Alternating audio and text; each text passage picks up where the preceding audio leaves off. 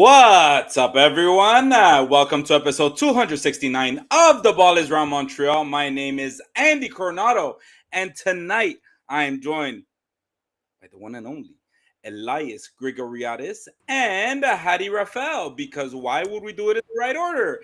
There's no reason to, right? So, The more how you we doing, complain about gentlemen? it, the more I'm gonna do it wrong. Yeah, next time, So why don't you the just put choice is Hadi in yours. there, and then you there, and then me there to do the introduction? It's gonna be great. So, how are you You guys can't. feeling You today? can't win this. Stop trying. You can't win this. It's a Monday night. It's it's a Monday night. That's it. That's all I have. How you guys doing? Fine, fine, We're in the fine, midst, fine. and we're in the middle of the World Cup. The madness, the craziness, everything that it consists of, the ups, the downs, the crazy games that have been going on every single day, guys. It's coming to an end at some point, but this is crazy. How have you guys been living the past few days? World Cup or not World Cup? Is there anything else other than the World Cup going on right now? No, it's Yeah, we only have the World we Cup. have it on the back half of the show. Oh, that's true. Yeah, man, it's been great. Have you guys been enjoying the experience? Like, are you guys hearing maybe your relatives talking about it? Of course, Your of It's the kids are World course. Cup. coming from school and all that. Everybody's talking about it, right? It's called the World Cup for one reason, right? Because everybody's involved in this, and Yeah. honestly, like my whole circle, even like my parents, my sisters, they don't really care about soccer, but like the World Cup, like everybody cares about the World Cup, right? So I don't know. It's yeah. It's unfortunately, it's. I'm not gonna say it's coming to a close, but with Canada not being there anymore, uh, there's somewhere, a bit of. I'm not gonna say, yeah, a bit of sadness, and it's a bittersweet feeling. Yes, I'm still watching the game. I'm not as invested as I was before, but yeah, no, super excited. Really amazing competition. It's just unfortunately it baffles me what's happening right now with the political Yeah, things that are happening right now. I just no, that's not something that I can accept. So yeah. I that's mean, something that really kills me inside. as See, time goes on, I think you need to embrace the hate watch, uh, right? un- That's the thing. The good vibes and the happiness and all that. That's for the group stage. We're in the elimination round now. The only way to stay invested in every single game is to pick a team and I hate one actively team. root. No, no, no, no, no, no, no, no, no. You're not listening. Every game you have to not just watch to want one team to win. You have to watch a team lose. You think I got out of I watched Mexico England because I wanted Mexico to win? No, I wanted England to lose. I know me. I wanted Mexico to lose. me too. Yeah, But Unbelievable. I yeah, was gonna tell Unbelievable. you guys an No. anecdote because the yeah. other day it happened. It was the game of Morocco versus the Netherlands. A crazy game, by the way. If anybody got the chance to watch it, or anybody gets the chance to rewatch it, a super super crazy game. And I remember, what was it, like 9 at night, 10 at night? It was one of the late games, and my mom is texting the group chat, and she's like, "Guys, is there a game going on tonight by any chance?" She looks at, and we're like, "Yeah, mom, it's Morocco, Morocco, Netherlands," and she's like, "Cause there's so many people yelling around me." She did not understand what the hell was going on. But that's what it's been like, right? It's been Yeah. just craziness, super fun. As far as the politics go, unfortunately, and I will say like this, it's something that has been going on for a very, very long time. That politics Yeah, but not that much. mixed into sports. It used to be with other countries, not necessarily so close to home, but it has always unfortunately been a thing. And I'm not saying it's right. I'm not saying it will continue. I hope it doesn't. But it unfortunately is a reality of international sports, is that politics will always get involved, whether we like it or not. So, but yeah, it's definitely, we're definitely here to talk about Canada soccer, because that's been our focus the past few weeks. P Dubs joining us tonight. Hello, P Dubs. Thank you so much for, and Robbie as well. Good evening, gents. World Cup is fabulous, except when Canada lost. Of course, we'll get right into that. Robbie, thank you guys so much for joining us, and make sure to put your comments, your feedback, all that in Yeah, the comment section. We're here to interact. But yeah, Yeah, P-dubs. We're gonna talk about CF Montreal yes, later, so we'll keep your question and to the CF Montreal segment, but that's gonna be way later because we're gonna talk about Canada there's first. plenty of stuff to talk about. So, I asked you guys last week, how were you feeling before the game, right? Because, it was against South Africa, and you guys all had your own feelings, nervousness. We had to prepare 9 a.m. The next morning. I said that I barely want to read or see anything. How are you guys feeling this time around? I mean, it is Morocco. I'm sorry, but just like I said, I watched the Morocco Netherlands game, so I had an idea of what Morocco could play like. And I was like, whoa, this team is very, very good. Morocco. They're very talented team, young team, and you see them, and then you watch a Canada game, and you're like, how is this going to turn out? Because you don't know. There's no way to know who is going to win the game, but you definitely know that it's going to be very competitive. And I don't know. I was very, I wouldn't even say stressed nor scared. I was just curious.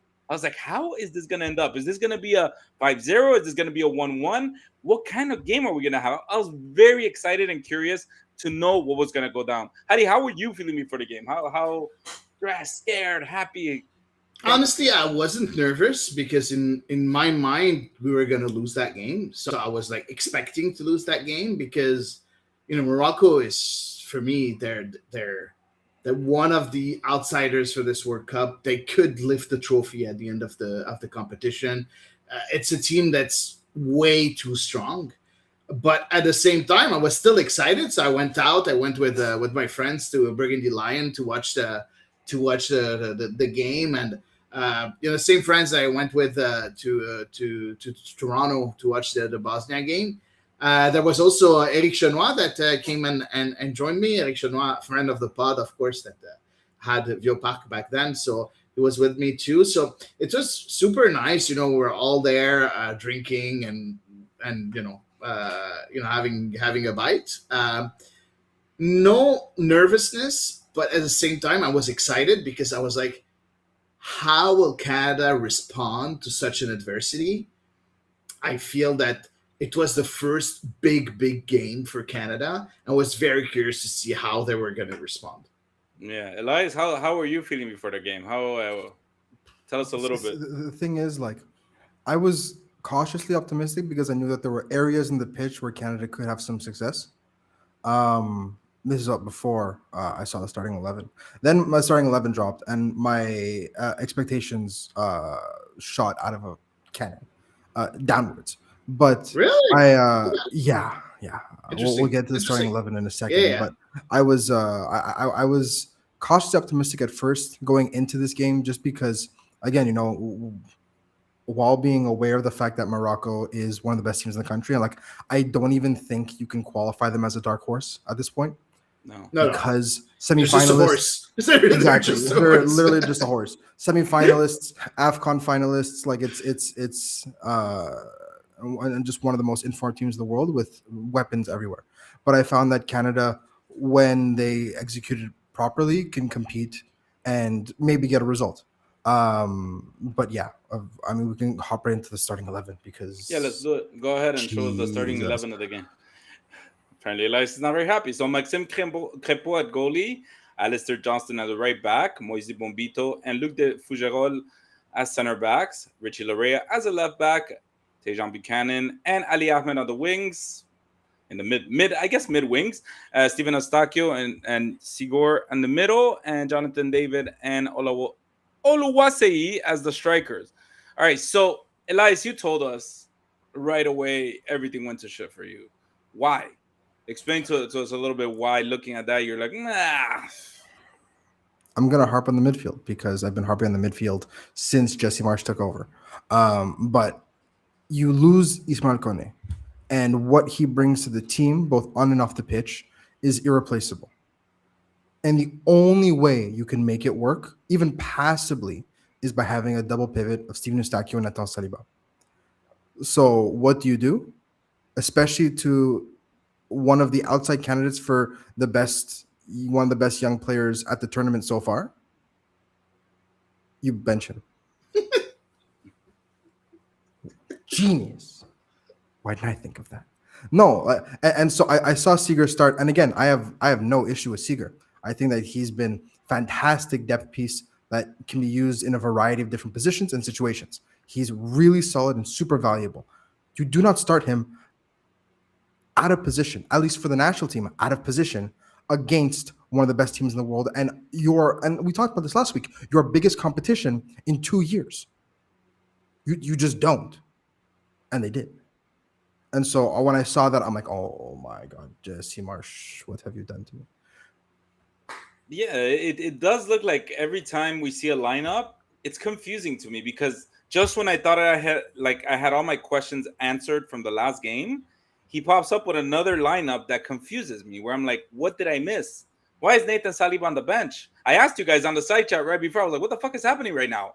Why isn't Saliba in the starting? He's had some decent games. No, we're good. So I was a little bit confused, but I said maybe Jesse Marsch knows something that we don't. And I'll say that I don't think Segura had the worst game either. I don't think he had a good game. But I don't think he had a standout game as opposed to Nathan Saliba that did show us a few highlights throughout the tournament. What were your thoughts looking at that lineup? Were you surprised? Were you okay with it? What'd you think? I was surprised in a way where I wasn't expecting it. At the same time, I think Jesse Marsch wanted to have someone very aggressive in the middle, which is not Nathan Saliba, which is not Mathieu Chouanière. And having Sigur next to Eustáquio, you would bring that aggressivity in the middle that could be good when facing Nila Ainaoui and Bouadi, the two midfielders of Morocco. For me, the best two midfielders in the World Cup altogether. They're just out of this world. It's the best duo of midfielders I've seen in the World Cup. As simple as that. Pedri and Rodri are better. They're not as how do we say it?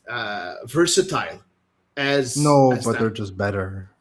They're better offensively, but they're not better defensively. And for me, as complete players, I prefer Ainaoui and Bouadi and bye. I completely understand. Spain have conceded 0 goals all tournament. Yeah, because it's Spain, man. It's very different. But it's very different. They're midfielders and they control the game better than any pair of midfielders in the world. Who did they play against? Right? Look at the opponents of Morocco and the opponents of Spain. They didn't play against any top tier opposition until today. Okay, let's not talk about today. And what did the best midfielder, Portugal, who has 3 of the best midfielders in the world, what did they do today? They did very well. I like that game. I like their game, but we're not talking about that. For me, always Nico Sigur. For me, Nico Sigur was the most reliable defensively and in his aggressivity in the middle, and that's the reason why I think he chose him. But I was mostly surprised that Jesse Marsch really gave a chance to the duo of Luc de Fougerolles and Bombito. This is the central defense that I wanted, and I was very happy to see that. We'll talk about their performance a bit later, but I was happy to see that. I was happy. For me, it was the best 2 defenders, and they were playing together. For me, that was the right decision. I was also happy to see Jonathan David with Tani Olwache because you needed someone to do that press up front, and I think Tani is that pressing forward that you need. So I like that decision. And I thought we would have Liam Miller on the left and not Ali Ahmed. Not a complete surprise that he chose Ali Ahmed, but I was expecting Liam Miller. So that's the only few surprises that I saw. I mean, those are big rotations though that you're talking about. I mean, you've had Derek Cornelius been playing that left back the whole tournament. Has he been the best? No, he's had his moments, but when we talk about chemistry and the understanding of each other's play, is it really the moment to give a two center backs their first shot playing together after a while? I don't know. Yes. I don't know, especially the center back position in the high line that they like to play. I don't like that. Because it's a high line, you need fast central I defenders, and agree. Derek Cornelius is everything but not fast. So for I me, it was the right time. I don't disagree with that. But I'm talking not really that aspect of it, but more in the aspect of chemistry, of building a chemistry together as center back, especially Yeah. in the high line where you need to understand each other's game, who got beat, who isn't beat, how do I anyways, I didn't understand it. Again, not the worst performance by the two of them, but definitely not the best. So but let's They get right. lost 3-0, so of course not the Yeah, but best. that's what I mean. Like it's, but it wasn't individually to them. There were so many moments. Morocco was just better, guys. Morocco was just the better We'll team, talk about that a and bit we'll later. talk about the game because it was two halves, right? We talk a very very Canadian first half and a very Moroccan second half because it really Canada disappeared in the second half, in my opinion, right? But the first half, I felt like going into halftime, Canada left a lot in the table because Morocco was getting frustrated. They lost a player through injury, right? I'm sorry, I'm not. It was their number 9, their striker that they lost in the Saibari, yeah. 20th Saibari. minute, I believe. So there were moments there where you start seeing Morocco. Even the coach was shaking his. The Moroccan coach was shaking his head because he was surprised about how Canada was seemed to be dominating. Canada, I think in the first half, I don't have the stat in front of me, must have had like 5 or 6 corners, but they never capitalized on it. And I told you guys this since the friendly against Ireland that Canada seemed to be struggling in the set pieces. They seem to have a lot of chances, but they can never capitalize on it. So, what would you guys make out of that? Because that's kind of my analysis where I'm like, it felt like a game where Canada had their chances. They did. Jonathan David had a free kick also from really close to a box that just went above. Oh, that's an impossible free kick to score on. Too close. Impossible. Well, especially when Impossible. you try and score like that. Yeah, but it's impossible to score unless No, like the wall you have to just fight the goalie there. makes some mistakes. You have to outshoot the goalie. You have to pick Exactly. the goalie side, and you just have to be better than him. But he almost did And it, you but it said was that. just too high. But No, it was a terrible free kick. No, it was a terrible free kick. It was I agree. horrible. I agree. But I agree. all I'm saying is there were opportunities, guys, and Yeah. you know, obviously now we're seeing 3-0. I don't think the scoreline, in my opinion, tells the whole tale of the game because I really do think Canada deserved to score at least 2 or 3 goals if they would have been made better decisions or maybe capitalized. But again, I've talked about this Canadian team at times just kind of backing out from the challenge, just kind of not really showing aggressiveness when they need to. I thought they should have jumped in Morocco's vulnerability in the first half because they were very vulnerable, very confused. And I just felt like they didn't. They kind of slowed down again, like I said, against Qatar, right? So I think that Canada, they need to learn from this because they will. They will most definitely learn from this and be better in the next World Cup because there will be another one. Elias, I'll start with you. What did you think of the game? I'm gonna save my Jesse Marsch comments for in a second because I have many of them, and if I start talking, I'm gonna finish by yelling. So I'm gonna start to give at least some semblance of an organized thought process. Jonathan David might be the most disappointing national team athlete I've ever experienced in any sport representing Canada. I don't understand. I know that he's had a rough year with Juve, but this transcends Juve. Even when he was the best scorer in Ligue 1, when he was going bar for bar with Kylian Mbappe, he would show up to the national team and he would be a shadow of himself. And I understand Jesse Marsch is playing him out of position now, but you are Jonathan David and you are ghosting on every single game that matters. And you scored a hat trick against Qatar. Good job. Congratulations. They're putting you in the same conversation with the golden boot race as Messi. Good job. That was fun, right? No, I don't care. This was a disaster class from start to finish of the tournament, and it's been like that since before. Even with John Herdman, it was rough. It's gotten worse under Jesse Marsch because he's playing out of position, but it's no excuse that you are actively not contributing in any way. You are supposed to be the talisman of this team. And without Alphonso Davies, you are also the biggest name on this team. And you are giving absolutely nothing.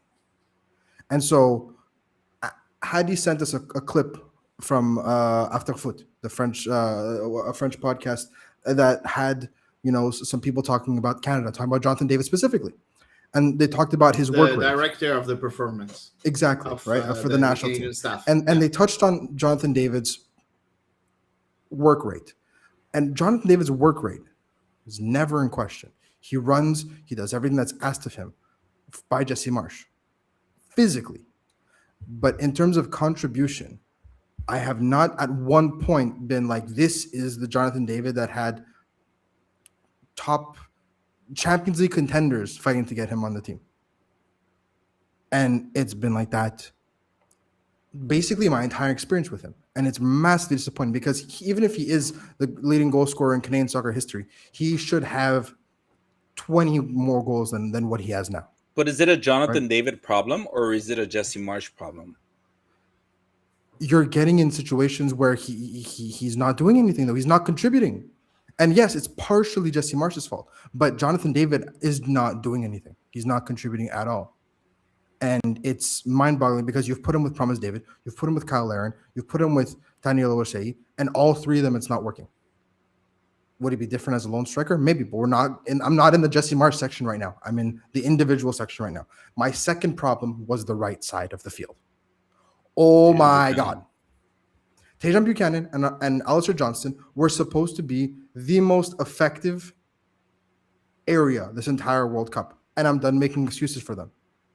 They stunk up the joint. They're both established in Europe. They're both established at Champions League clubs. They have experience in big games, big stadiums, big opposition. They've done everything that's expected of them. They are arguably, except for Alphonso Davies, the most experienced national team players at the club right now in terms of big games. And I got nothing from them. For Alistair Johnston had good performances here and there, but when the chips were down and you needed a good performance, that right side may as well have not been there. You may as well have just shrunk the field and not had a right flank at all because it was utterly useless. And those two elements of the game were supposed to be the two areas where Montreal, where Canada was supposed to find the most joy, where they're supposed to find any way to make Morocco hurt, make Morocco answer real questions, and make them actively stand off. Because Morocco has enough quality all over the pitch where they could assert their dominance everywhere. But the right flank is where Canada can go shot for shot with Morocco. And they didn't. They capitulated everything. They provided nothing going forward, and they were passive defensively. I saw more progress from Ali Ahmed and Richie Laryea. Richie Laryea, by the way, who had a fantastic World Cup. I saw more progress from that side of the field than from the two Champions League perennial starters that have just come off both the most successful years of their career. It was a massive disappointment. Those three players right now those three players are my 1, 2, and 3 of shaking my head because it was terrible. It was terrible, and it genuinely, when you need in the World Cup, you need your big players to show up and be difference makers. They cost Canada the game. Yeah, and I'm sorry there for interrupting you, Elias, because you do point out something very, very important. Because I find that in Jesse Marsch's scheme, the flanks are very important. That they work. They need to work. Just like Jonathan David's role has to work in order for it to produce anything. Do you think that Jesse Marsch did enough to fix these kind of issues that were obvious to anyone watching the game? That the flanks were not, what word would I use? Stable, or were not equal as to how impactful they're being in the game? Do you think he just kept it going, hoping that it would work at some point, or do you think he made adjustments that made the game different at some point? Honestly, I don't think it's a matter of the flanks in Canada. I think it's a matter of finishing your chances, because when you look at the game, the first half, Canada dominated the play. They completely dominated Morocco, and they dominated especially in the middle of the pitch, especially because Eustáquio and even Sigur was doing his job defensively, and he was doing what it takes in order to take some sort of advantage over Morocco. And we created chances. We didn't create 20 chances, but we created 2, 3 very important chances. And especially that chance from Tani Olawase What a turn. around the 10th minute. What an amazing control of Tani Olawase. The pass was behind him. He was able to get the ball, turn, and then get a one-on-one with Yassine Bono. And we're talking a lot about what Canada didn't do since the beginning of this pod, and we're forgetting what Canada did well. What Canada did well is create chances against one of the best teams in the world.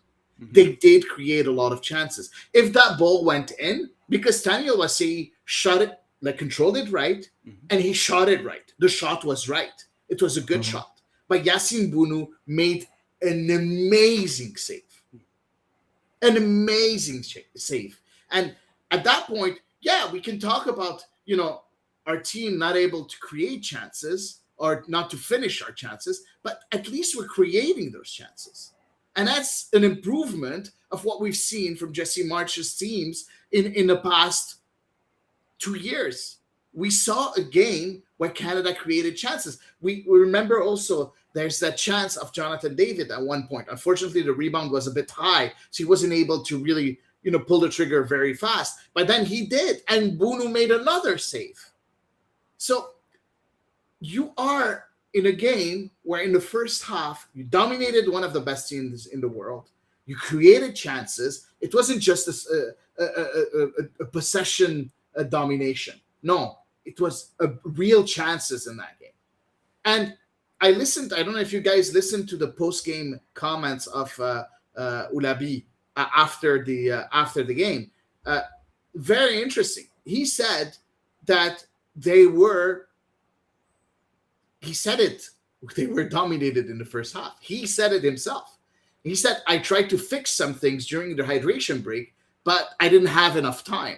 During halftime, I pulled out a few video sequences and we watched them together because we realized that there are some parts of the pitch where Canada's pressure wasn't effective, and we played in those parts of the pitch. This is where Canada needs to improve on.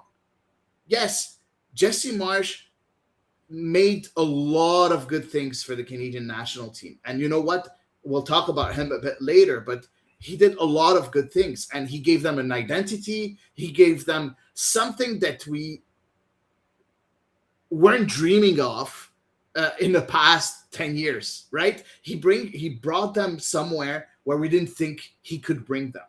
But at the same time, it's time right now to look into more details, more tactical details, go deeper into that tactical details in order to beat those teams. And I think that the game wasn't a matter of creating chances, wasn't a matter of just quality. It just was a matter of being more ready to play those very high intensity games where a small detail matters. And we're not there yet. That's the reason why we lost that game. And now we'll look at the scoreline. It's 3-0. But when you look at what it's not a real 3-0.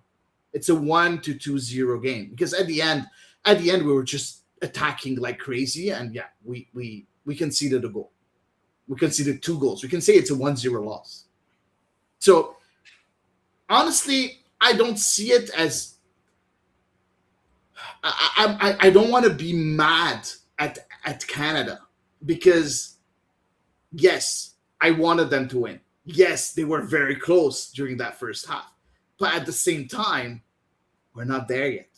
We're just not there yet. But we will be there one day. We will be there if we continue on learning, and not only the players, but also the coaching staff needs to learn a few things on how to deal with those high intensity games. And we're going to talk about the future of Canada and what's to come after this World Cup.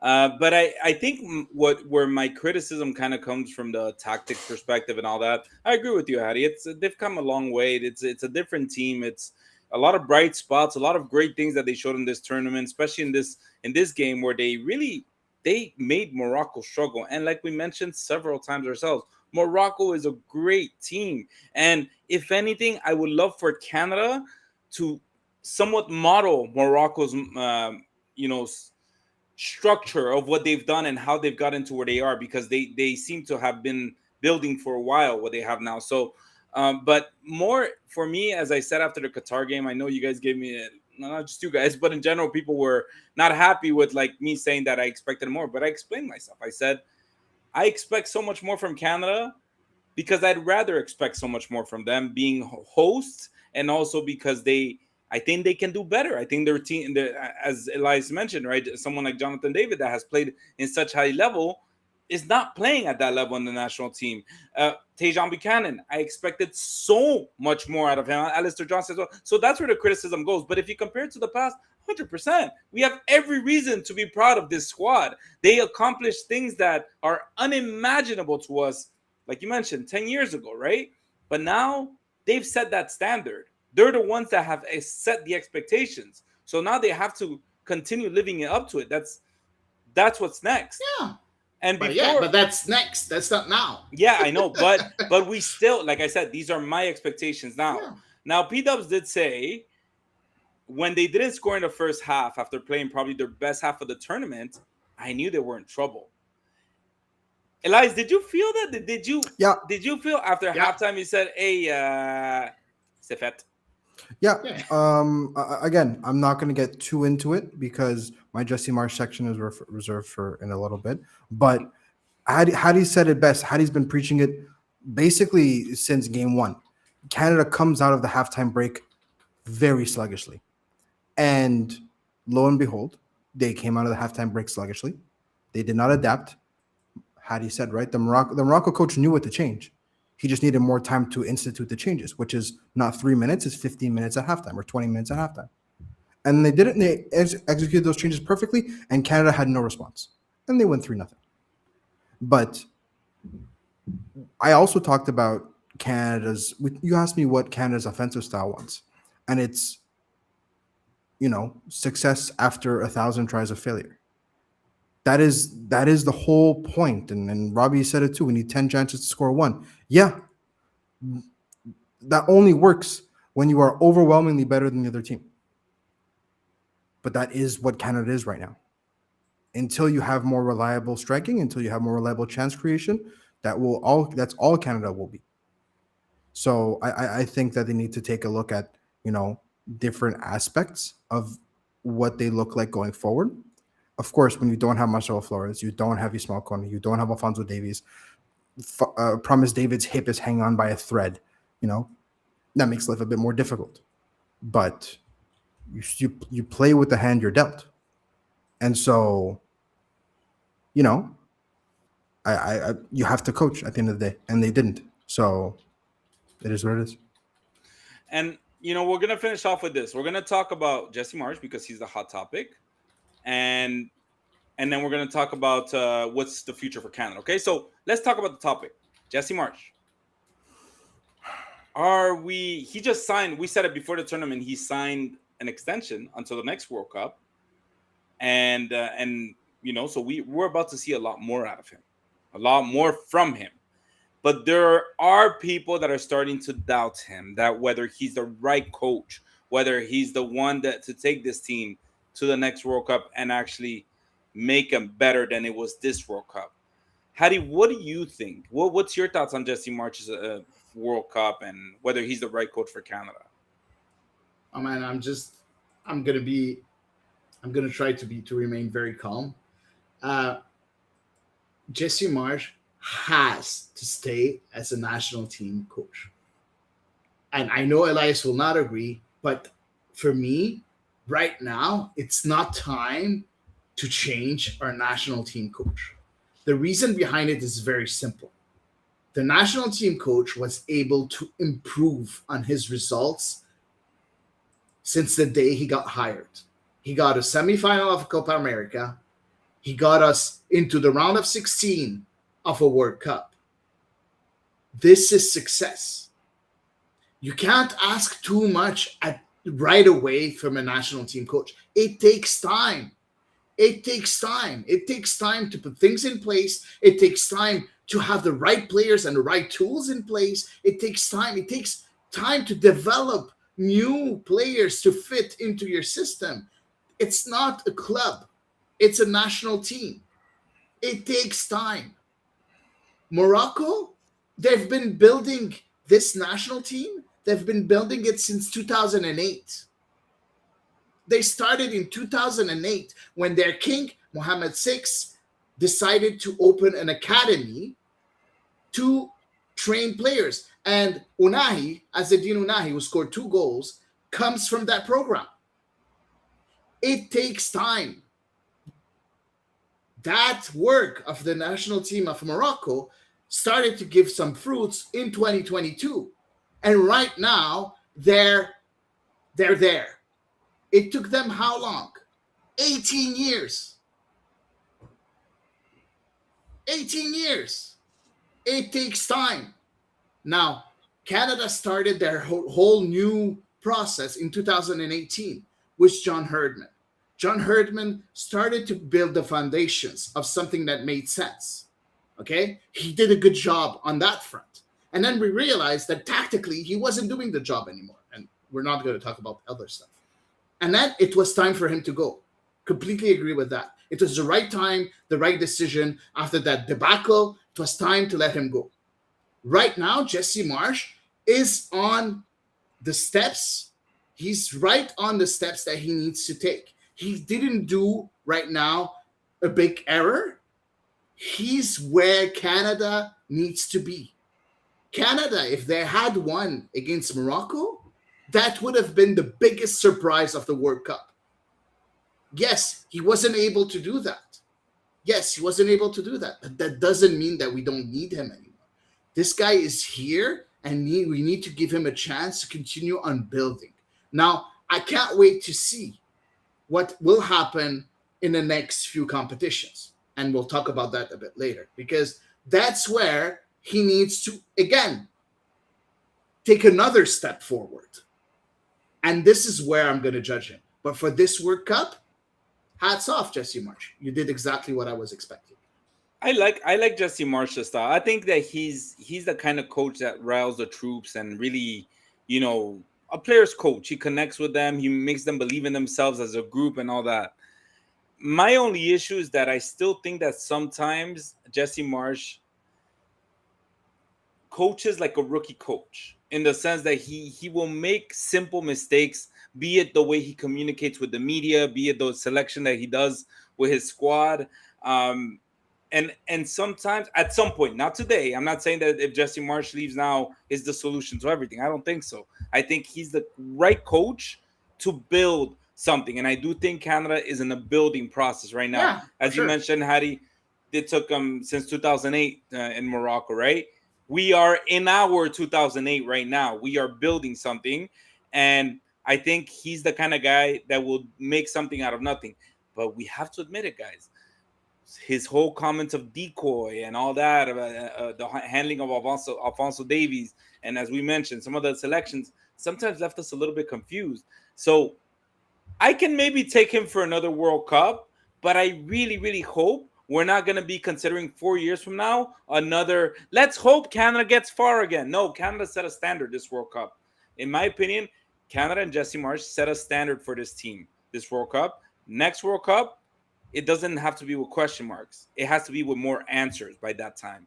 So I do think he's the guy, at least for the next World Cup. But I will be keeping a close eye on the results as well. And not just the final results, but is Canada imposing themselves and winning games that they're supposed to win 10-0? Are they winning it 10-0, or are they going to lay off like they did before? So I really want to see a Canada side that is a little more aggressive. And something I really liked, I'll just mention this, and Lice, I'll give it off to you, is something that we saw from Morocco is the moment that their number 9 went down, the next guy that came in didn't miss a beat. He did not miss a beat. He was right there with it, the same play, and it was just, that's what we need to see, a deep bench that can be impactful the moment they go into the field. So that's my take on Jesse Marsch. I think he does deserve a second chance. We didn't hear Elias, right? Yeah, and I'm just saying that's my take. And then I said I hand it off to Elias. Go ahead, Elias. I'm going to preface this with acknowledging that Jesse Marsch had to deal with a lot less depth than what he would have expected, right? That is absolutely understandable. maybe to Hattie's surprise, I do think Jesse Marsch should stay on as coach. But I'm not going to let him off the hook for this Of absolute course not. Texas-sized stinker of a World Cup. Stinker. You really think I- that? Were you have expecting this- Canada to go further in the competition? No. Here's the thing, right? We talked about how in international tournaments, how you play doesn't matter, results do. How you play, you focus on that when you're eliminated. Canada's eliminated now. I can focus on that. Jesse Marsch was terrible against Morocco. He got outcoached 10 times. Yeah, he was terrible against He Switzerland. was too. underprepared against Morocco. Right. You say they dominated Morocco. No, Morocco played horribly. Canada That's not showed what up. their coach says. He's not going to say his team played shit. He might say behind closed doors, but No, he said it. We weren't able to answer Canada's pressing. That's exactly what he like said. shit. Because I they understand played where Elias is terribly. coming from, They though. started the game off terribly. Even after the hydration break, they didn't have enough time to make it the changes one. It was already improved. By the end of the first half, Morocco was the better team. By the start of the second half, we're way down the road now. Jesse Marsch, and you talked about it, Hadi. Every single time they come out at halftime, they're dragging their feet because they don't adjust. This is a big problem. It's the same style. This is not a rookie coach. Jesse Marsch has been coaching for 15 years now. This is not an excuse that you can go, like, we came out of the second half slow. No, adjust. I also want to talk about the substitutions. Because at some point, you are the national team coach. You're a guy that wears his heart in his sleeve. You have to have the balls to sub off Jonathan David when he's playing like shit. Completely agree. You have to have the balls to do it. And I need to understand why. And again, I say this with as much respect as possible. I have to understand why Kyle Larin came on before Promise David did. Yeah, I don't get it either. because the thing is, when Kyle what? Larin came on, the same. game was still open. Yeah. If you want to sub Larin on in the last 10 minutes, that's a different story, right? Because then Morocco retreated even more, and then you could put the Brampton Bragsman in the box and let him do what poachers do best. And that's where he operates at his best. And you let Promise David operate in a more open field with half an hour to play. You switch that. Jonathan Osorio was subbed on. He had 1 minute this entire World Cup before then. 1 minute. You know who else did that, Elias? Neymar. We're not going to talk about that. You leave Nathan Saliba. Yeah. And you leave Silly. Mathieu Chouanière on the bench. Both of them. Chouanière came on for, what was it? Chouanière played almost an hour against Switzerland, and he had a solid shift. Nathan Saliba has emerged as one of the hottest youngsters because of his World Cup performance. They got 0 minutes. Nothing. I need to understand this thought process because now is not the time where you take risks. You have to go with what is solid. Nico Seeger, you want to use Nico Seeger because he's more of a defensive asset? Use him as a 6 and play in a midfield 3. You don't use a defensive midfielder like Nico Seeger in an open game like this as a double pivot. You're asking to get run over. And by the time Nico Seeger came off, and by the time that they adjusted to it, where do you think those adjustments were made? They capitalized because Nico Seeger's positioning was all over the place. And why do you think this Moroccan midfield looks so good? Because they were able to identify the weak points and they exploited it. Yeah. Steven Eustachio and Natal Saliba are a much more homogenous mix. We saw it against much tougher opposition, and he still decided to bench. He got 0 minutes, man. That makes no sense to me. Yeah. It's absolutely insane. So all of this has now crescendoed into why I feel so let down by this performance. When in reality, at the beginning of the World Cup, I said that anything after the round of 32 is gravy, and I'm happy with it. But I didn't expect you to kind of almost shit your pants. Because Jesse Marsch, I've seen Jesse Marsch make adjustments in game. We've all seen Jesse Marsch make adjustments in game. He knows how to do them. This is not a new thing. This is not a pervasive issue that's been troubling him for since he took over.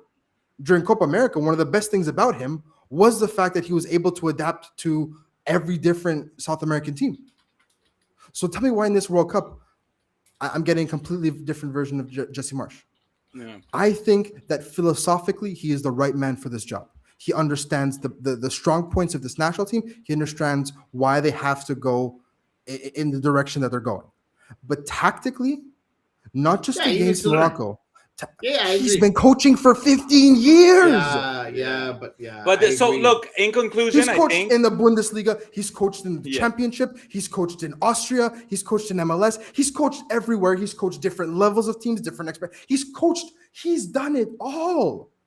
For someone with his resume to be brought into the national team is supposed to be massive. That's why you have owners from Canadian MLS teams footing the fucking bill. yeah. You should not be getting this from a guy that's been doing this for nearly 2 decades. He is better than this. He should be better than this. I agree. So now we're in this situation that I'm left going, I don't want to wait until the next World Cup to be sure about Jesse Marsch. No. If I don't see any kind of evolution, again, Patrick said that hopefully we get Copa America 2028. I hope so as well, because I think that was a fantastic idea, and you need to do well again. If I don't see any kind of evolution from Jesse Marsch, I don't want him around the next World Cup. Yeah. You cannot. This is your golden generation. I understand that. Of course, this program is still being built. This is the best generation, and you can't, just because Morocco did it and some other countries did it, does not mean that you're going to get another crop of talent at the same time. You're going to have, including Nico Seeger, by the way, who I gave a hard time to. Nico Seeger is going to be 26 next World Cup. He's going to be in his prime. I think he's a really solid player. But you're going to have people like Moise Bombito, like Luc de Fougerolles, Promise David, Ismail Kone, Nathan Saliba. All these players are going to be at their absolute peak next World Cup. I don't want to go into it being like, I don't know if the coach is going to put them in the right spots and get the most out. No, that's not that. You can't do that. That's not acceptable anymore. We're done patting ourselves on the back. Canada got to the elimination round. Cool. It's done now. No more, I'd rather be us than Morocco. No, the fuck you don't, man. You're out of your mind.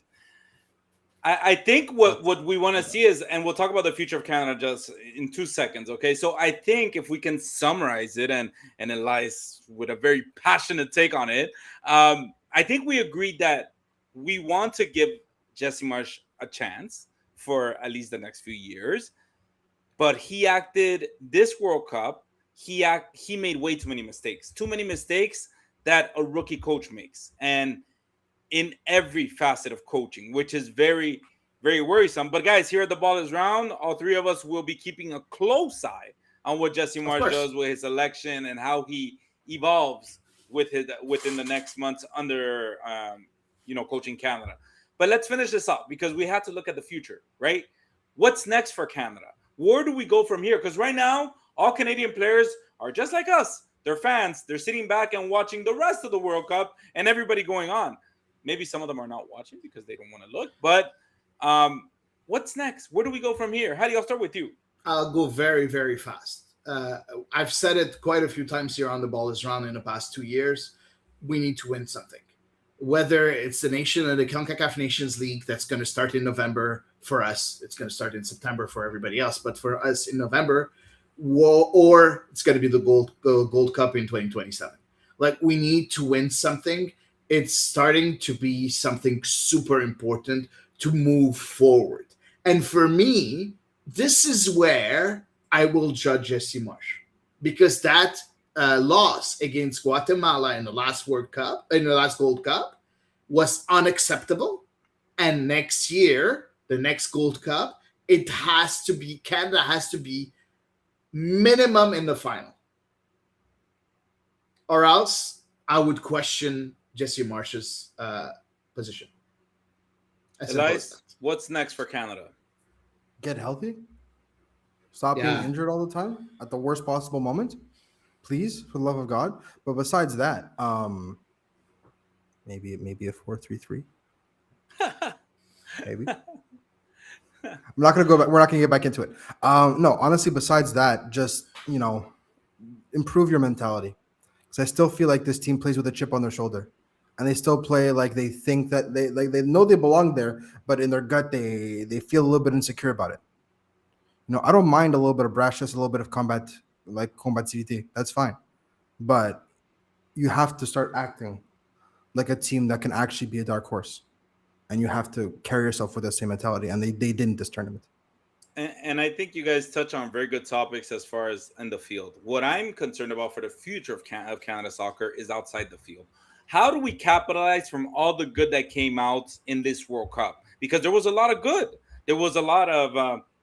I talked about it the last podcast. How much interaction there was by fans, how much interest there was in soccer.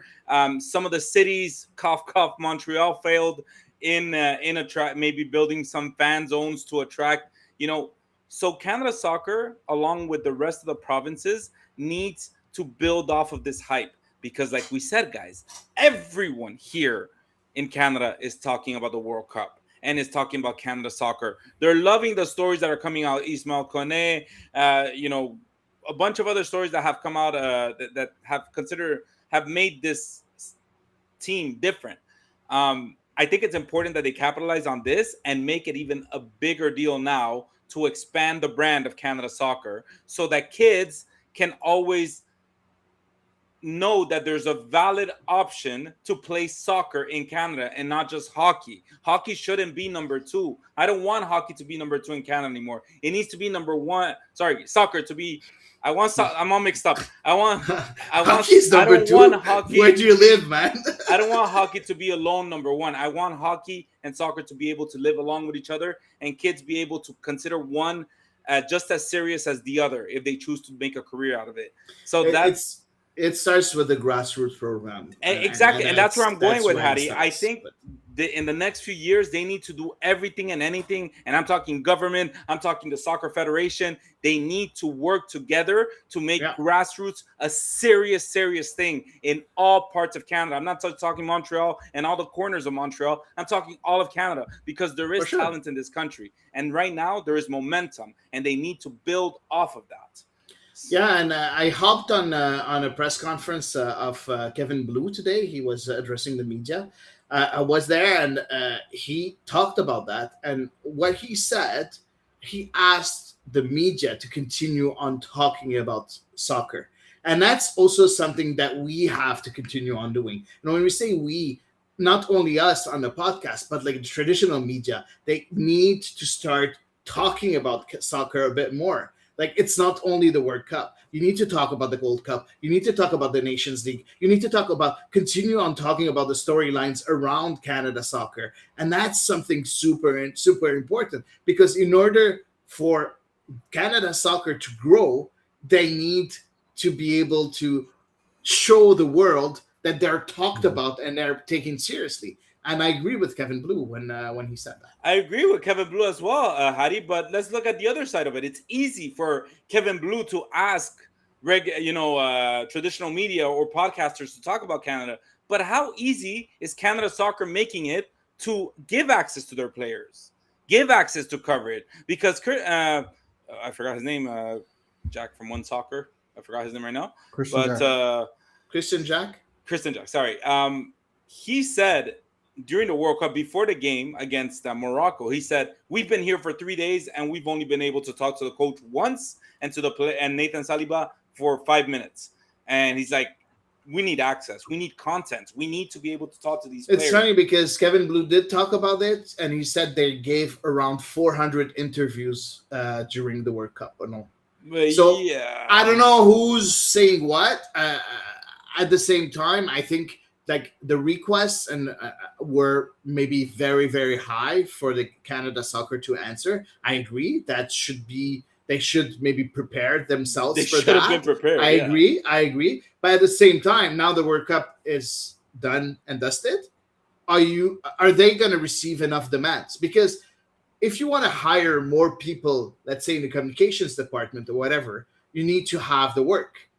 And if they didn't have the work and enough work to hire other people, they're not going to hire other people. So at the same time, it's funny to talk about this World Cup as being, something that we needed to have access on. But at the same time, the job of Canada Soccer doesn't end at the World Cup. Now you have 4 years, and if the media doesn't do their job, then unfortunately Canada Soccer is not going to grow. So for me, it's 50-50. Like the fault is not only on Canada Soccer, but also on traditional media.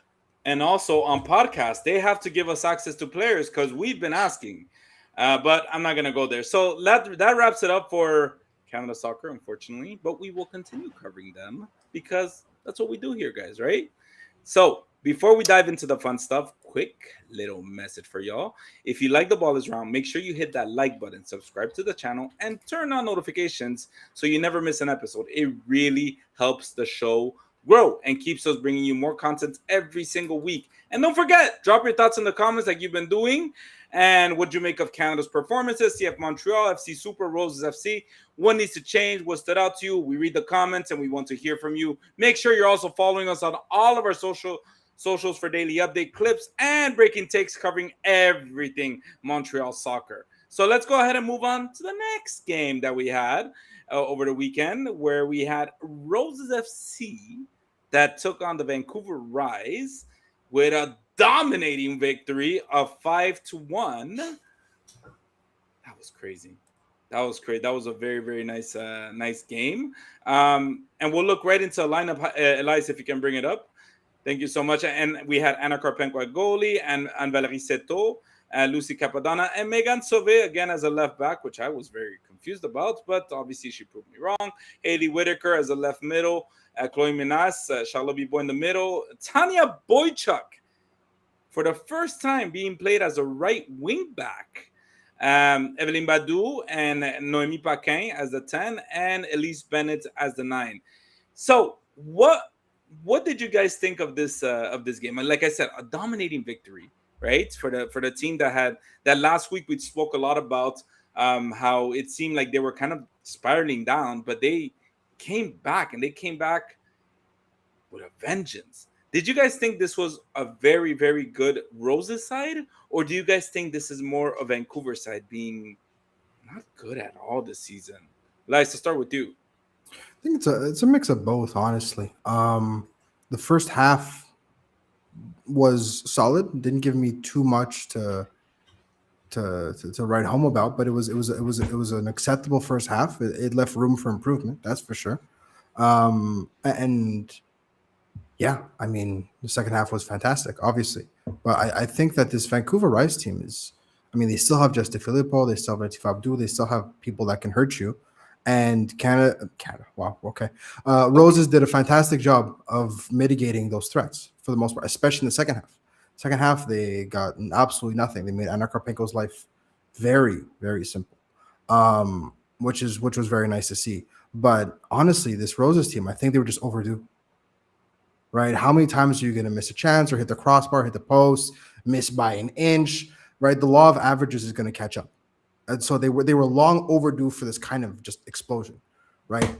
And so, yeah, I mean, the Roses played roughly at the same level that I've seen from before. It's just that sometimes they get the bounce, sometimes they didn't. And today they got the bounces, right? They got obviously some unbelievable finishing, some great crosses as well. There's some very effective play in the final third, which is very nice to see. But I didn't think that they were, any further above other games. I think they were just more consistent because, all 5 goals, I've seen them do these plays. I've seen them do this exact same stuff, and or at least try to do this exact same stuff all season. It's just they were finally able to string it together into one performance. So now that I know that you can do this consistently for 45 minutes, your next job is to do it for an hour, 40 and for 90 minutes. But again, right, it's hugely reassuring. I think also just for the morale of the team, that you start off the season with such force, you're bagging goals for fun, and then you hit a bit of a dry spell. A game like this lets everybody breathe a bit easier. Everyone's joking around. Everyone's having a good time. It's desperately needed, Absolutely. I agree with you. I think it was a not desperate. It was a necessary win because, as we mentioned, the team seemed to be on a downward spiral. I think Robert Rossitoyu was back on the sideline and he decided to tinker a little bit by putting Tanya Boychuk. That was the biggest surprise to me, seeing her on the right. But I mean, she did no wrong. I mean, I think she was fantastic in the position and adapted really, really well.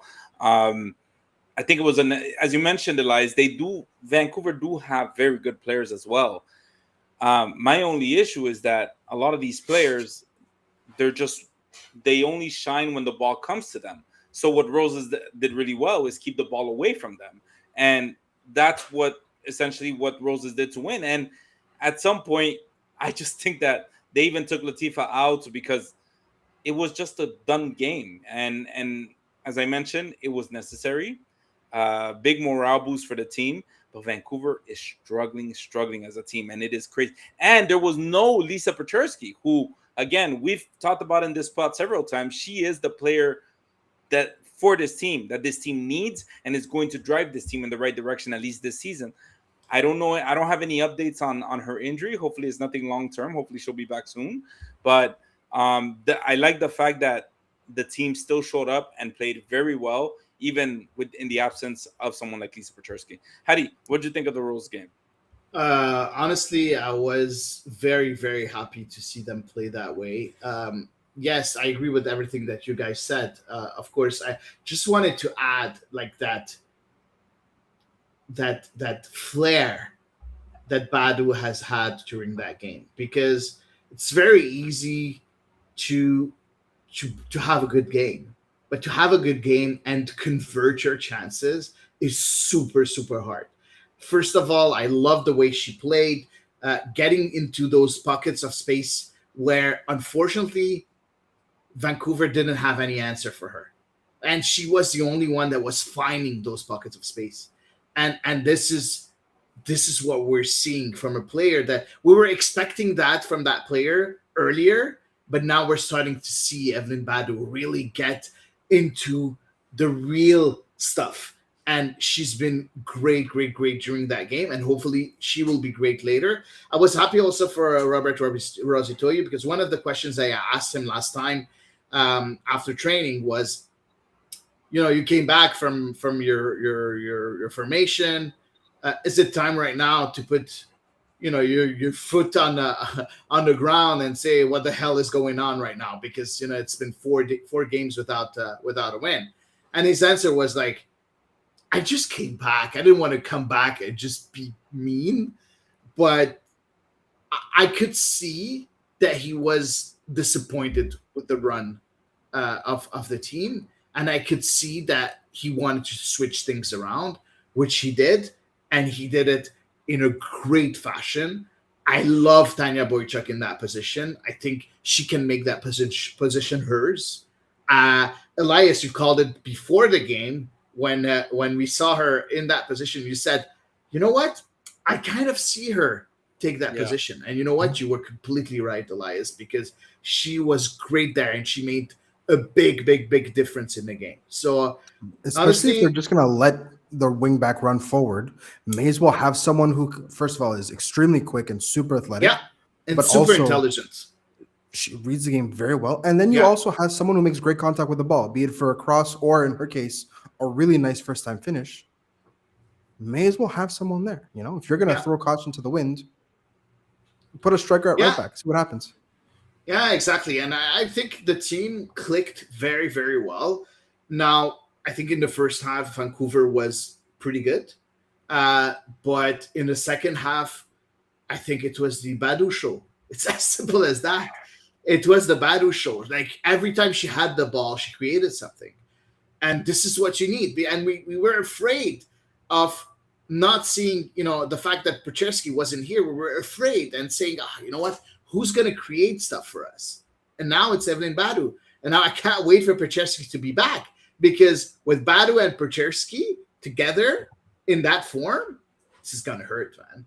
This is going to hurt. It's going to be exciting. This is going to hurt. Yeah, it's going to be. It's going to be very, very exciting. And speaking of excitement, it sounds like there might be some signings coming. The Roses already announced that there were 3 CF Montreal Academy players that signed on to developmental contracts with the team. Super exciting, because one of them actually played on Saturday against Vancouver. But moving on from the game, as we always do, top and flop of the game. I think top is gonna.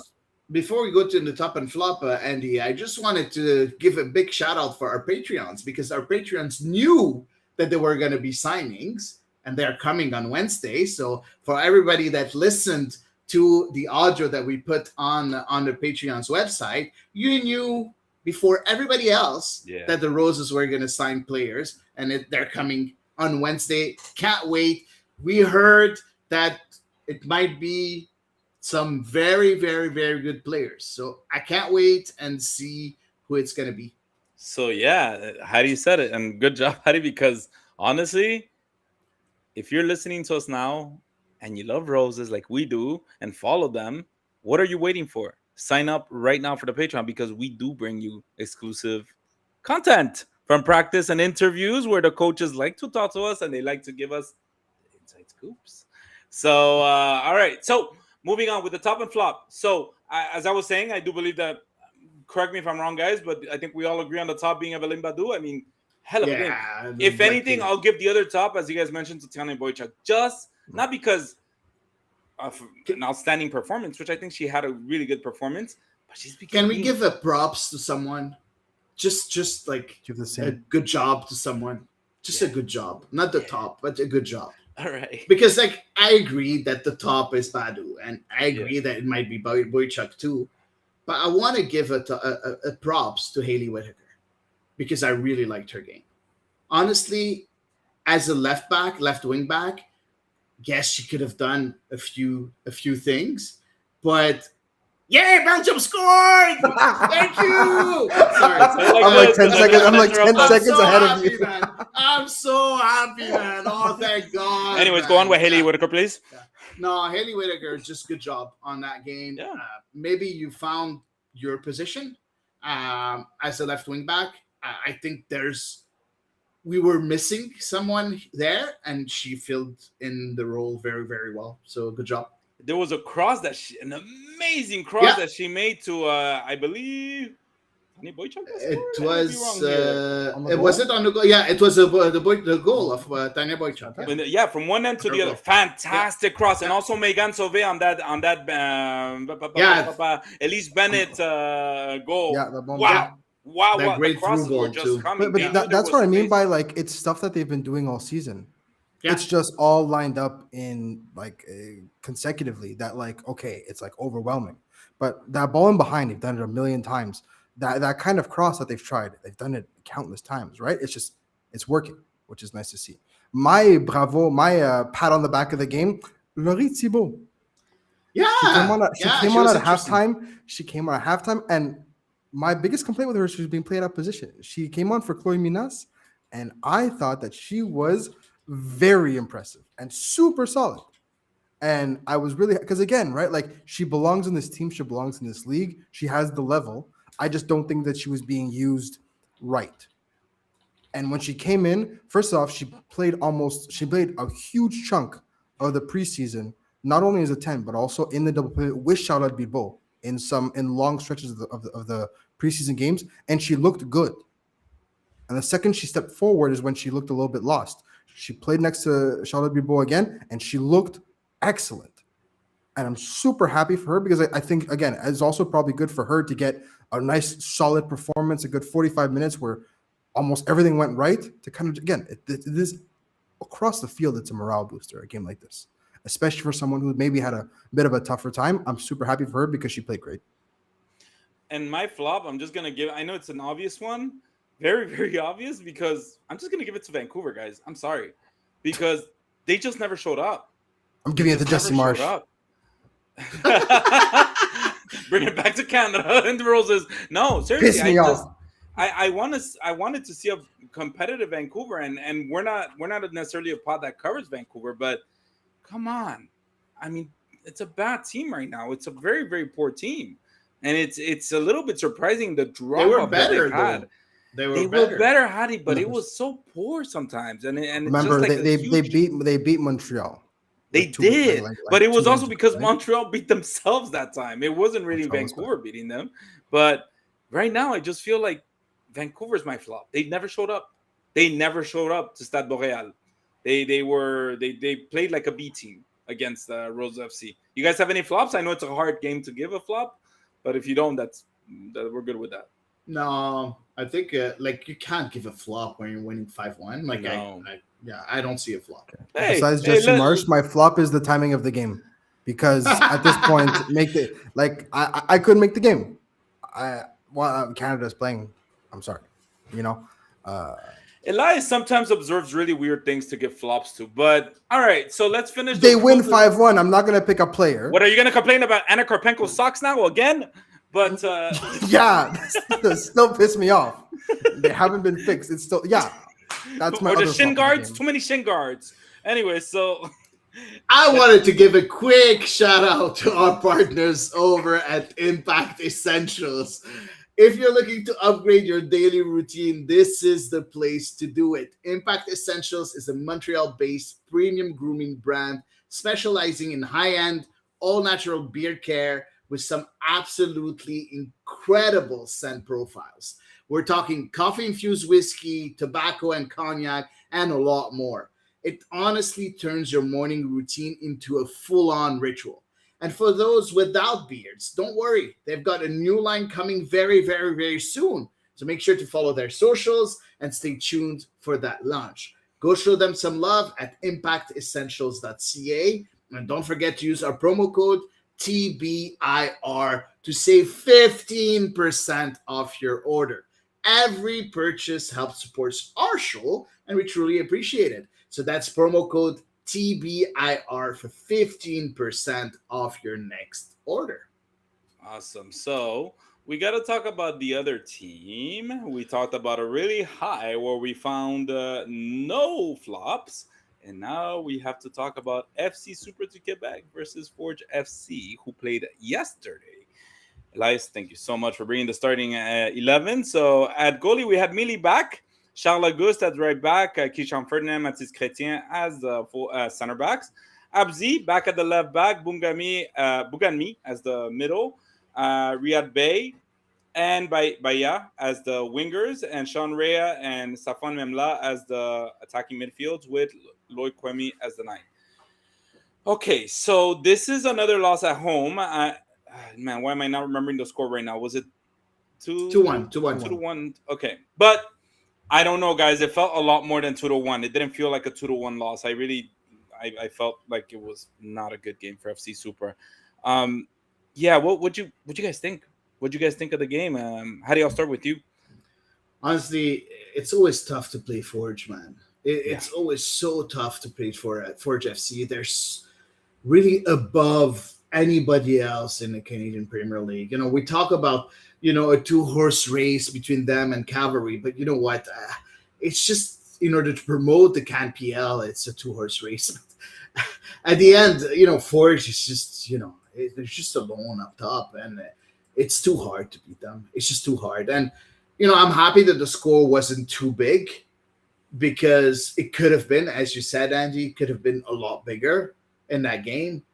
But I don't want to judge Supra based on that game, because, again, for me, the Supra needs to first start beating the other teams before even start to think of beating Forge FC.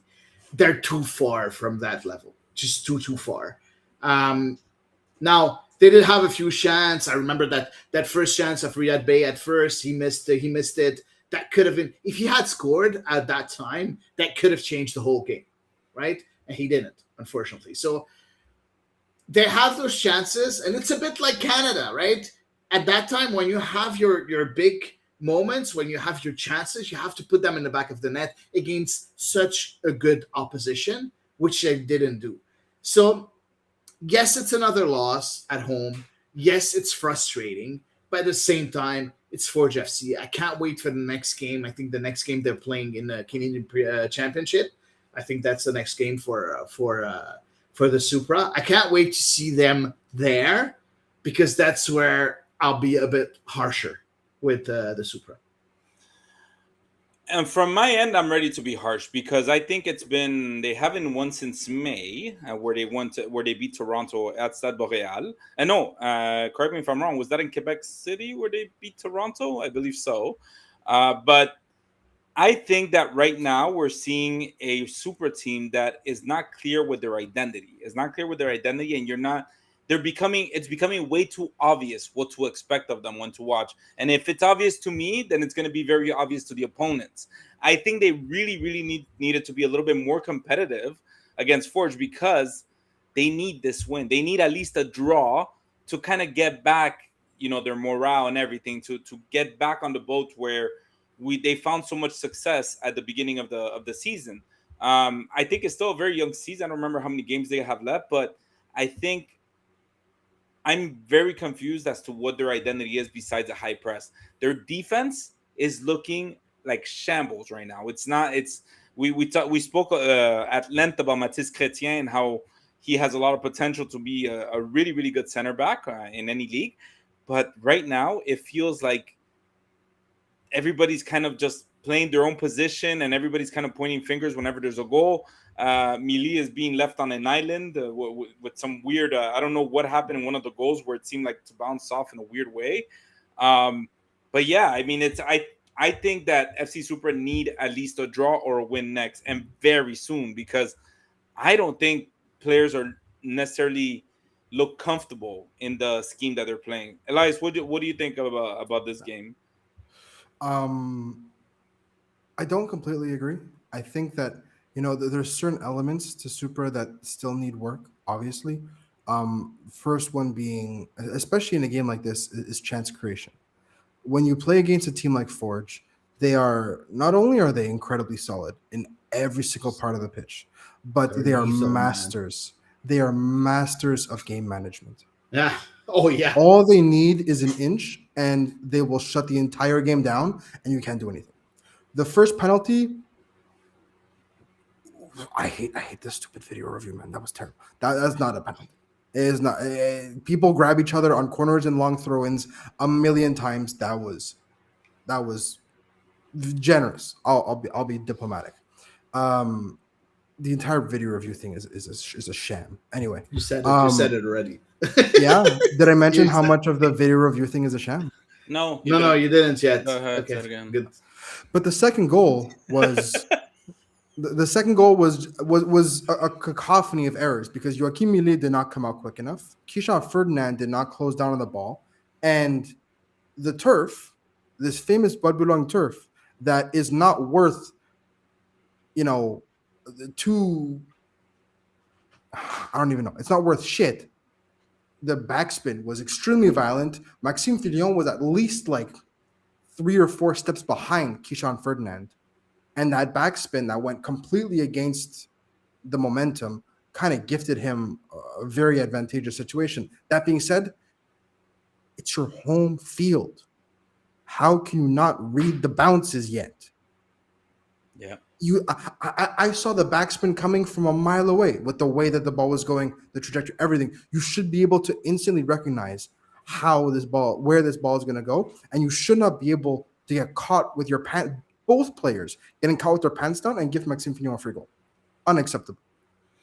That being said, right now the Supra have a real problem with depth because the second you had Bay come off, the second Sean Rea, who has to run all over the pitch to make something work, and Louis Kwemi, who very clearly wants to play everything but 9. The second you have to kind of go away from that, there's not many options left. One of them just scored on you, the winning goal. And so when you have this kind of disorganization, and then you're kind of grasping at straws and kind of getting what little things you can, someone like Bobby Smirniotis and this Forge team are going to clam up. And that's why the last 20 minutes of the game were super boring, because Forge are masters at doing exactly what is needed to win a game. All right, so we'll finish it with top and flop of the game. For my top, man, it's so hard to have a top. I don't. Yeah, A couple players played well still. Yeah, I'll say Sean Rea because Sean Rea kills it every time, and he does. I'm sorry, he's almost an automatic top in every game. But yeah, my flop continues week after week being Keyshawn Ferdinand. I don't know, as you mentioned, Elias, I don't know if it's a debt problem, but I just don't feel It is Like, a depth problem. You don't have any more DCs. yeah, You have and it's a nobody problem else. because I think he could be very talented. I think he's gone through the academy, the CF Montreal Academy. He's had professional minutes. He just seems to be lacking a lot of confidence right now. So he needs to take a step back. Hopefully, they can find somebody to sign soon enough because right now that side with Keyshawn Ferdinand is looking way too easy to for teams to attack. Hadi, did you have any top flops? I was gonna choose Rhea as a top. Honestly, I'm gonna be very harsh. Okay, I'm gonna put as a flop Riyad Bey. Uh, and hear me out. That first chance, I can't get over it. I just can't get over it. This should have been a goal, and it's against Forge FC. You cannot miss those chances. You cannot. And that's why, like, you have a chance against such a perfect team to open the scoring and you miss it. For me, you're automatically a big flop because he didn't shoot it right. When you look at, we were talking about Canada at first, and we talked about Tani Owashi. He shot it right. He had the right shot. Riyad Bey didn't. And for me, automatically he's a flop. I'm sorry. Fair. Elias, top flop? My top is going to be Alessandro Biello, because the second he came on, life started being great. I think Usama we Bougani missed him, huh? had one of his better games, though. I think Bougani had one of his better games. I will give credit where credit is due. I think his distribution is fantastic. I think that he was with the pace for the entire game, but Alessandro Biello is just different gravy, man. He is so good. And he needs to get back in that starting picture. I understand that he was injured for a bit, and I hope he's healthy again, because especially for Canadian Championship, he needs to be fit. I think that substitute appearance, those 45 minutes were definitely helpful to kind of see how much he can push against Ottawa on Wednesday. And I hope that he's ready, because the team clicks so much better with him. My flop is Clément Baya. I feel like he's being played marginally out of position. SofaScore doesn't agree with you. SofaScore does not know what. Right. SofaScore watches soccer right. with their butt cheeks, man. So it's the clip. By the way, that's FUTMob, not SofaScore that we have up. So. Oh, okay. I thought it was SofaScore. FUTMob doesn't know shit either, but in all, FUTMob gave Louis Kumi a 7.3. What are we doing here? But yeah, Clément Baya is a wingback by trade. Having him in that advanced position, very isolated, because Charlotte just plays more inverted. So he's basically, he's forced to do a lot of the 1v1 heavy lifting. I'd rather have Bakary Kebore. I'd rather have even Alex Makarova at this point, because it's not working. And every time I see him back there, I would rather, honestly, right now, if you want to kind of tinker with the defense, I'd rather you put him right back and you put Charles Augustin center back and you give Keyshawn Ferdinand a break, because I don't want to see Clément Baya at the wing back. It does not maximize his profile and what he can bring to the team. And so right now, I feel like every time I see him out there, he's just uncomfortable. 100%. All right, so we're gonna finish the show with a rapid fire, but usually we do the rapid fire on the World Cup in general. But this time we're gonna do a rapid fire on Canada. We're gonna finish the show. We still have a segment. Which one? CF Montreal. CF Montreal. We'll do next week. Oh, we're running out of. We'll finish with the rapid fire. But we promised it to Patrick. You are right. We did promise it. We can't promise things to our friends and then tell them no after. You're right, Hattie. You're right. Yes, we did promise something, so we will do the CF Montreal segment.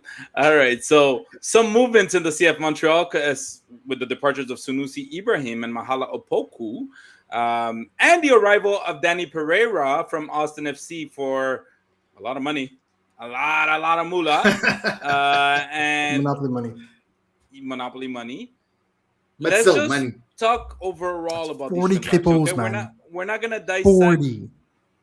We're not gonna dissect it like one by one, because those are two huge departures, regardless of money.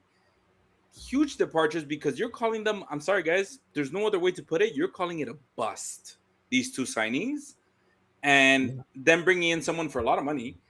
Again, We've seen this happen in the past where CF Montreal signs players intra MLS for a lot of money, and it hasn't always succeeded, guys.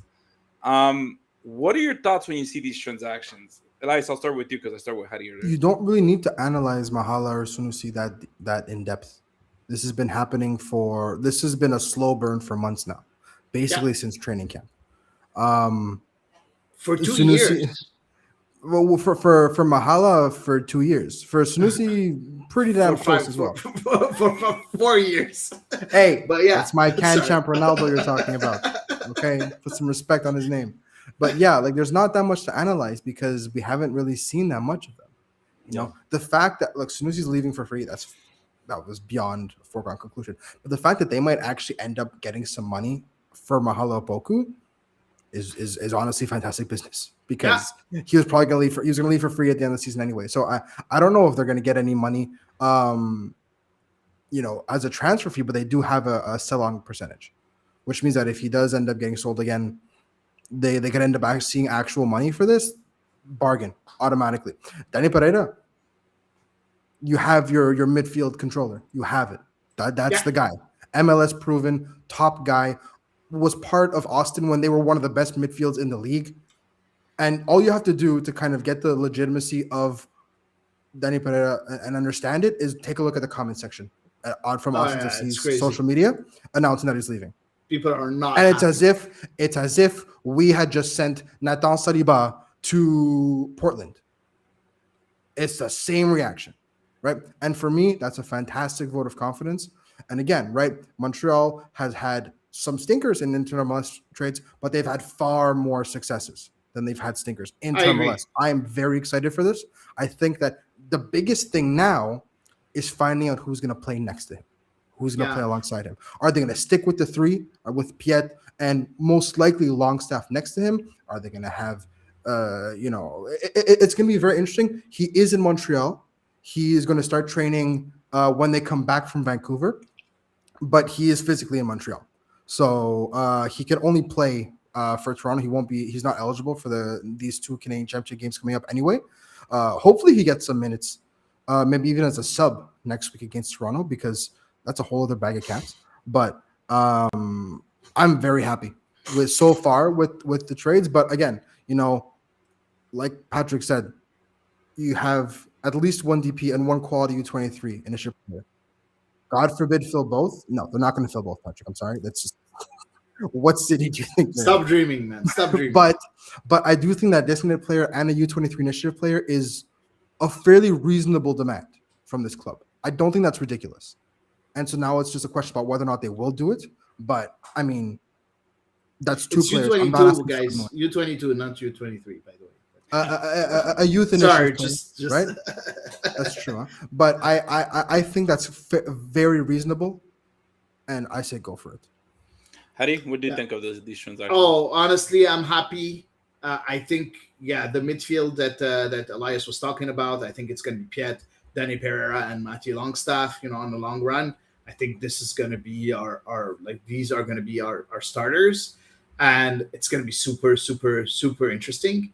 Now we need a bit more help up front because now we're lacking. We don't have enough bodies anymore. We're not talking about quality. We're talking about bodies. So that's what we need right now. But exciting to see, CF Montreal go and get a proven player in the MLS, because you talked about the busts that we had when trading for players in MLS, but the busts that we have were players that didn't have a lot of experience in MLS, like Bryce Duke, right? He didn't play a lot before he came to CF Montreal. You have someone that has been playing almost most of the time as a starter with Austin FC for the last 6 years. So you have someone that's been there for a while, knows the league inside out, and that's going to help us a lot, I think. Elias, why America did just you scored. roll your eyes? Oh no, how do you was 100% America just scored? I know. No. No. They scored on a free kick. It was a free kick that the wall deflected. Amateur hour, man. Oh my god. All right. Well, on that horrifying, depressing, miserable, no good shit note, That concludes episode 269 of the Ball is Round podcast. Thank you, everyone, for tuning in. It was great to kind of go on this World Cup journey with all of you. It was great to go on this World Cup journey with you, Andy and Hattie. It was fantastic.